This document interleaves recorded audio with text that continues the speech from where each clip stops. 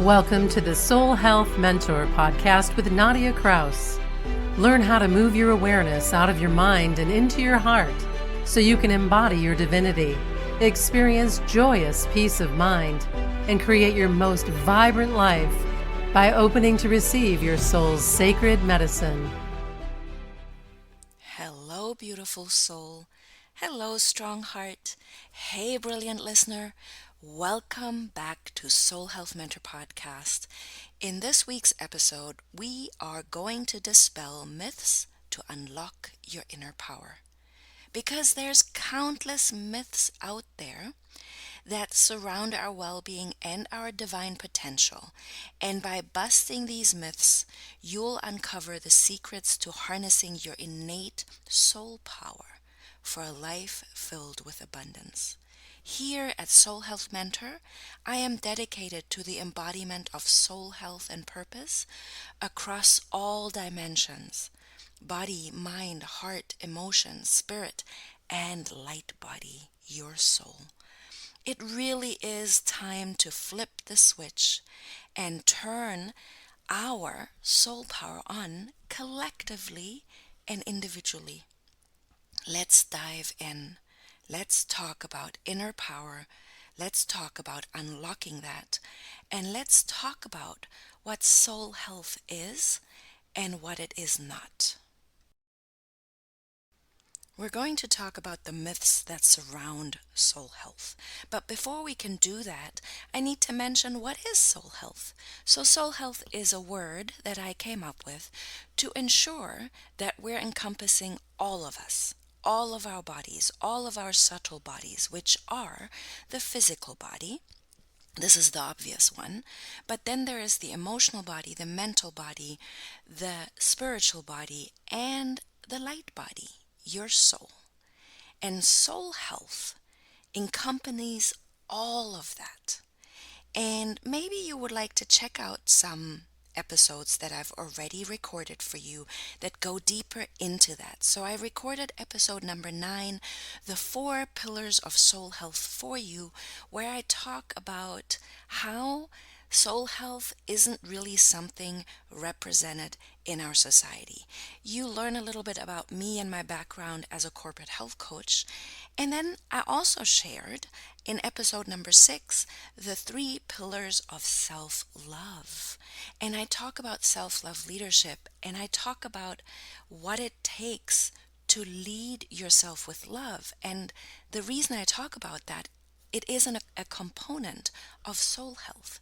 You lead yourself with love, and there are 3 pillars of your self-love leadership. And in episode number 33, I ask you if you are a dreamer. And I do that because our soul holds a dream for us. And that dream is to fulfill our divine potential in this lifetime, to use our talents, gifts, and natural skill set to be of service to ourselves and then to others. Self-love leadership. Put on the oxygen mask first. And then you start sharing your gifts and talents and natural skill set from a place of overflow. Imagine everybody embodying their soul health and being a full cup of love, sharing from their overflow. How different would our life be? How different would our relationships be? How different would our world be? This is a big deal. So we are unleashing our inner power, and we're busting the myths that keep us from our abundance and from embodying our soul health and purpose. So myth number 1, positivity alone ensures the embodiment of your soul health and purpose. This is not correct. We do not exist only in light, but we also exist in dark. That is the human experience. That is the yin and yang wisdom. There is feminine essence, there's masculine essence, there's up and down, there's positive and negative. There are always polarity pairings in the experience of human life. There is deep sorrow and ecstatic joy. There's the full spectrum of emotions in between. So the truth is that genuine soul health embraces both positive and challenging aspects of life. Very, very important. To do light work, you have to master shadow healing. Myth number 2. Achieving soul health is a quick fix. So I think it becomes more apparent. This is me, of course, and we're busting the myth because maybe it's not so apparent.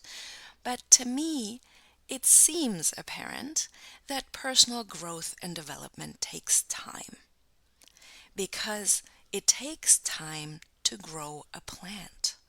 It takes time to grow yourself strong with deep roots that are sturdy and can withstand the storm. It seems apparent. But sadly, we live in a world, and now we're busting the myth. We live in a world that sells us instant gratification in marketing. Become an overnight success if you use this formula. Transform your body if you take this pill. Feel better if you buy this thing. The truth is, achieving the embodiment of your unique soul health and purpose, it's a continuous journey of growth, self-discovery, and resilience. It takes you growing past your comfort zone. It takes resilience to embody transformation. It's not pretty. It can be quite messy. The analogy of the butterfly is perfect. A butterfly cocoons, no, it's not a butterfly. Let me correct that.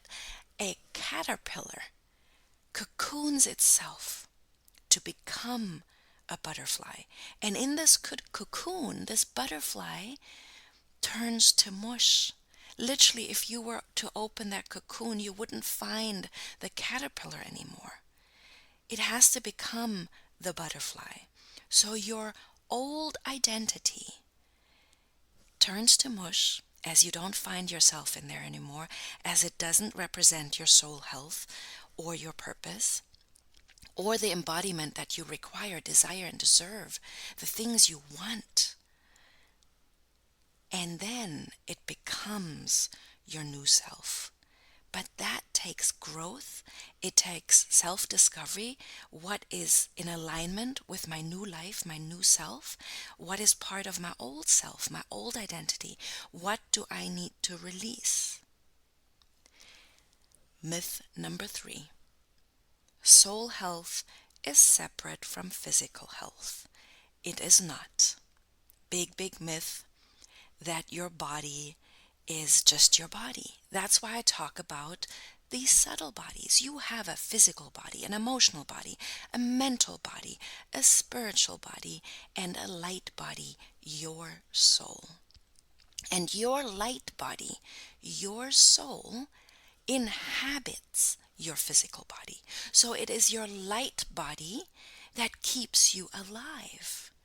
And when your light body, your soul, decides it is time to go back to spirit world, that's when your physical body perishes and dies. So this is a very important perspective. The truth is that physical and soul health are intricately interconnected. One doesn't exist without the other. There is no soul level experience here on earth without your body. And there's no physical health without your soul health. You are an interconnected, multidimensional being. So it's very, very important that the lifestyle choices that we've been taught are good for the physical body. Of course, whole foods diet, a good nutrition full of minerals and vitamins and phytonutrients, exercise, movement for your body, relaxation, meditation. Of course, all of this is going to be good for your body. But what is so misunderstood is mental health, is emotional health, is spiritual health, is purpose. So the lifestyle choices around those bodies are slim because there's not a lot of teachings out there. Luckily, it's getting more and more. There's a lot of great books, but it's still in that separation phase of either it's only talking about mental health.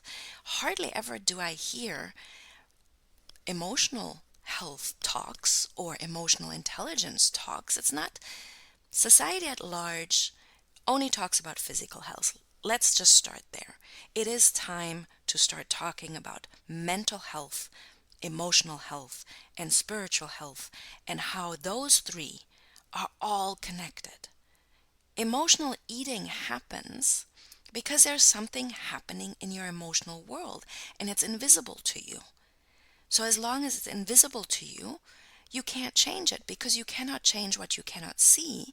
And as long as you can't feel it, you also can't heal it. Then mental belief systems, they find their root cause in things that happened to you as a child. And your spiritual well-being isn't tied to organized religion. Your purpose isn't tied to what other people think it should be. Myth number 5, I think. I lost count. Myth number 5. Soul health is a luxury, not a necessity. That, my friend, is a myth that requires busting pronto. It is so important. It is essential for a fulfilled and purposeful life to have time to yourself, to have self-care, to have soul care, to have retreat, treating yourself to retreat. Doing good things for yourself, learning what is good for yourself, treating yourself. It is not a luxury. It is a necessity for mental health, emotional health, and spiritual well-being. Absolutely. It is a trend in this world of burning ourselves out, of hustling, of chasing something, and then wondering why we are feeling so frazzled mentally, emotionally, and spiritually. Why does society at large feel so depressed, feel so sick, feel so unhealthy, is so diseased? Those are all questions to think about. Myth number 6. Soul health is only for the spiritually inclined. So, yes, of course, someone that isn't spiritually inclined most probably wouldn't be drawn to soul health or even listening to this podcast of unleashing and unlocking our inner power and busting myths that keep us from the abundance and our soul health. But here comes the but. Everybody wants to be happy. Everybody wants to feel fulfilled and like they have a purpose. Everybody wants to feel good about their life and their life choices. So yes, it does require an openness to open up to your own embodiment of soul health and purpose. But spiritually inclined, in the sense of organized religion, you do not have to be. Absolutely not. This message right here today has nothing to do with religion and everything to do with your soul. And of course, Yes, there needs to be this connection. I have a soul. I have a heart. So it is universal, and it can adapt to diverse spiritual inclinations, whatever your background. Absolutely. But your spiritual path is your spiritual path. And in this myth busting, number 6, we're also going to make space for the agnostic or the atheist. They are on their own spiritual path, and in their own time will they find interest in soul health or not. And it's okay. So it's also important to bust the myth that we have to force people to be what they are not. That is not soul health. That is not abundance. That is not inner power. That is power over. So let's bust that myth while we're at it. Myth number 7. External validation equals soul health.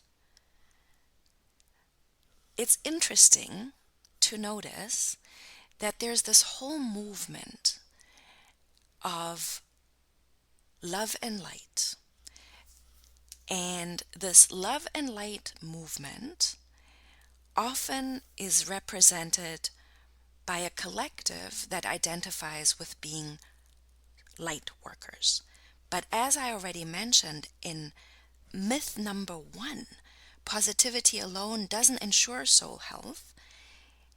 Same goes for this love and light movement where the collective likes to dress spiritually, whatever that means, likes to wear the crystals, wear the jewelry, have the language of this spiritually enlightened being while denying the shadow. So we don't do things to get external validation from others. We don't wear crystals to get validation from others. We don't say namaste to get validation from others. That is a myth. That does not make you spiritually enlightened. So it's really, really important to realize that it's all about internal alignment and internal self-acceptance. It's paramount. And with all of it, the good, the bad, the glorious, and the ugly, it is not denying the shadow, but it is integrating the shadow into your wholeness and realizing that you are the full spectrum. From beautiful to ugly, you are the full spectrum. Your internal world holds all of the emotions, and that's okay. Myth number 9. Soul health is a destination, not a journey. So it's not instant gratification. It is not, oh, I'm going to take this pill and I'm going to embody my soul health and purpose. It's not how it works. It is an ongoing journey with lessons learned along the way. That is what soul health and purpose is. It's learning how to take care of your physical body. It is learning how to take care of your emotional body. It is learning how to take care of your mental body, your spiritual body, and your light body, your soul, so that you can live and embody your soul health and your divine potential, so you can manifest the dream, so you can self-actualize the dream your soul has for you. That is what soul health and purpose is. And that is unleashing your inner power for a life of abundance. That is it, my friend. Thank you so much for being here. And I invite you to download the Podbean app. My podcast is hosted on Podbean, and Podbean has developed this beautiful app, and it's beautiful because there's a comment section. So you can actually comment on episodes and you can engage with me. So I would love to hear how this episode has served you. What aha moments, maybe mini breakthroughs, did you have? Or, since everything is welcome here, what is challenging you right now? What shadow is cast right now in the sense that you know these words that I speak, you know that they ring true in your heart, but in your life you are challenged with implementing the self-care, the soul care, the retreat time. In your life you're challenged with treating yourself with goodness and time and space. So let's address the challenges just as much as the ahas and breakthroughs. Everything is welcome here.